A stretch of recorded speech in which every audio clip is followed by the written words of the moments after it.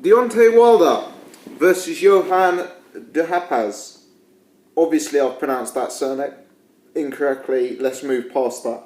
I've changed my opinion on this fight several times over. When it was announced, I was furious. The typical boxing fan reaction. Not a good fight.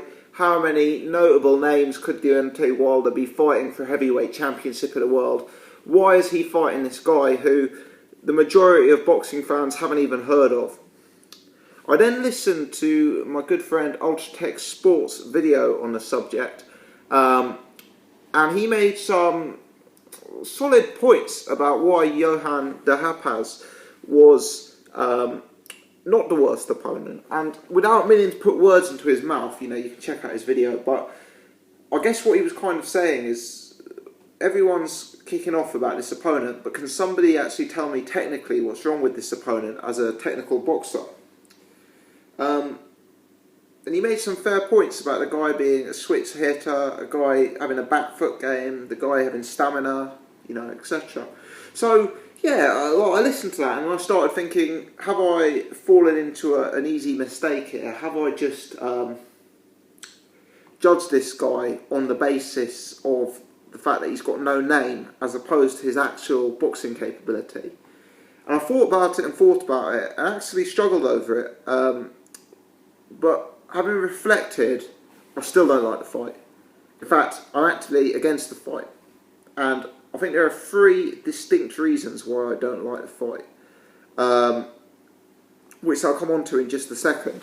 Let me start by saying, though, that having looked into it, I do believe that this is actually a step up from Eric Molina. I do believe Duhaupas beats Eric Molina. In fact, if you look at his last performance, which I believe was a points win over Manuel Char, he's thereabouts, Duhaupas. He's not in my top 20 in the world. But he's between sort of 25 and 40, he's that sort of bracket, which is possibly a bit higher, well, certainly a bit higher than I have Eric Molina. So it's moving in the right direction, but before I get onto that, I'll give you the three reasons why I don't like this fight. First and foremost is Duhaupas' record. The record just isn't sufficient to merit a world title shot. As I say, he's got some thereabouts wins, Manuel Char, etc. But the two times he stepped up in class, he's lost. Erkan Tepa and Francisco Pianeta. Now, neither of those guys are world beaters. Neither of those guys are world beaters whatsoever. Neither of those guys would make my top 10. Unlikely that Pianeta would even make my top 25 at the minute. Pianeta I see as a similar type level fighter to Manuel Char, maybe slightly better, but that sort of bracket. Tepa's better. Now, on both occasions, and the one thing you can say for Duhaupas is he's durable. He went the distance with Erkan Tepa, who seems to be a big puncher the way he's dispatched, the David Price's, Sprots, Rogans of this world. But despite the fact that he's durable, despite the fact that he's got some capability and can beat the Manuel Chars of this world, he's also, it is possible to outbox the guy. I mean, Manuel Char, let's be honest, is a lumbering bouncer, basically.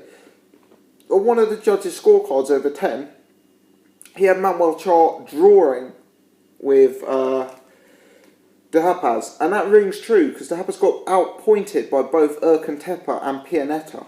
Now, that's a concern because, for me, Erkan Tepa is not the kind of guy who should be outpointing an elite level heavyweight. Sure, Tepa can bang, Tepa can knock you out, Tepa can hurt you. Tepa's got an intriguing style to an extent, but to my eyes, he is more of a sort of come-forward brawler, sort of pub fighter type, rather than sort of educated boxer. And my point is if Erkan Tepa, Pianeta and Manuel Char are potentially outboxing Duhaupas, what's Deontay Wilder going to do? I'm not saying Deontay Wilder is as good a boxer as, say, Vlad or Tyson Fury, but his performance against Moraine Stavern was at a certain level where I kind of think, this Duhaupas would need to be showing a lot more than losing to Pianeta. He'd need to be showing a lot more than losing to, Erkan Tepa in order to get the job done. So I think that's the first thing. The guy's record isn't good enough, doesn't merit a world title shot. Secondly, I think he's got 32 wins, 20 of them by KO. But for me, that's deceptive. You know, he's been fighting a lot of French opposition. You know, he's a French guy fighting a lot of domestic opposition. And to me, the quality of the French domestic division looks very, very weak. You know, he's been scoring a lot of knockouts. But just look at, you know, this guy's record when he's fought international opposition. Yeah, didn't Pianetta recently get KO'd in 1 round by Chagayev? Yet he comfortably beat Duhaupas. It's not just that though. I mean, if you look at Duhaupas' record, he went 8 rounds with Paul Butland in the not too distant past. 8 rounds. Paul Butland actually went the distance with this guy, you know. I mean, Paul Butland was Anthony Joshua's second fight. We saw Anthony Joshua destroy Paul Butland, you know, as a 2-fight novice. Yeah, this guy is a world title challenger who can't even get rid of him over 8. Now, my point here is, as if you haven't guessed it already, that this guy doesn't carry any power. And it's another Deontay Wilder opponent, you know, who possibly doesn't have the scope to beat him. You know, we've already talked about the fact that Duhaupas can be outboxed. You know, he was outboxed by Pianetta, outboxed by Tepper. You know, Wilder's obviously going to have the advantage in that area, to my eye. But he also doesn't seem to have enough power to really pose a threat in that area. And obviously that's the big concern with Deontay Wilder. There's a lot of rumour and a lot of chat about his chin, or lack of it.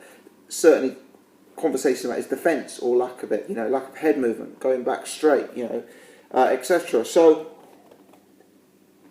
my point is that this guy, to me, seems selected because he doesn't carry much punching power, which ties in with why they were looking at Hughie Fury. It's a related reason, you know. Hughie doesn't look like the biggest puncher at this stage of his career. So I think fans have seen that, and I think fans don't like that. But finally, and I think this goes, you know, whilst this Duhaupas may have some capability, whilst he may be a switch hitter on the back foot, whilst he may be very durable, the point is, could any of us at home not written a list of 20 people you'd rather see fight for this belt?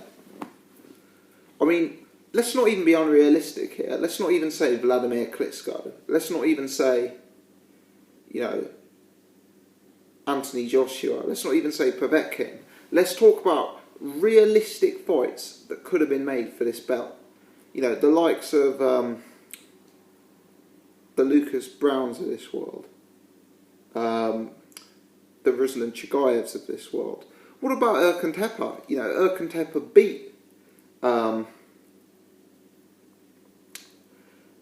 beat this guy, didn't he? He beat Johann Duhaupas. He's coming off a big win over David Price. Why was Erkan Tepe, you know, overlooked?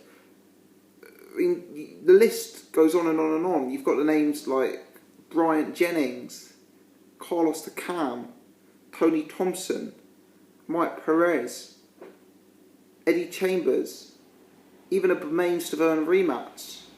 You know, what I'm getting at is, why were all of these guys overlooked and they picked this guy Duhaupas?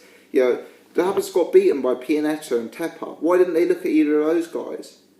For me, it does relate to the fact that it's an easy defence en route to cashing out Wilder and not wanting to take any risks until that big money fight comes up. Be that against Fury, be that against Wilder, be that against Povetkin, who knows? My point is that, for me, this does feel like a carefully managed, hand-selected bout. Yeah, avoiding someone with power, avoiding someone with the capability to really outbox Wilder. Yeah, avoiding someone at the top of the sport, not picking the best names out there. I mean, to be honest with you, I'd have even taken an entertaining guy like a Shannon Briggs, you know, someone who's going to talk a good game. I'd almost rather something like that than this fight. For me, it's just uninspiring. It doesn't get me excited. It doesn't get the blood flowing. It doesn't give me butterflies in my stomach. It's the same with Eric Molina. You know, I don't have that interest in the fight. If that makes me, you know, less of a hardcore fan than whatsoever, but, you know, that's how it goes. But for me, it's just disappointing. And I think we start Deontay Wilder by saying, at the minute, in terms of my mind, he's 1-0 because he's had one meaningful fight. Let me know your thoughts on this. Am I being too harsh? Who do you think is a better opponent? Are you happy with Johann Duhaupas? And of course, how do you see the fight going? Many thanks for watching. If you've enjoyed this, please click the thumbs up, give me a like. Appreciate it.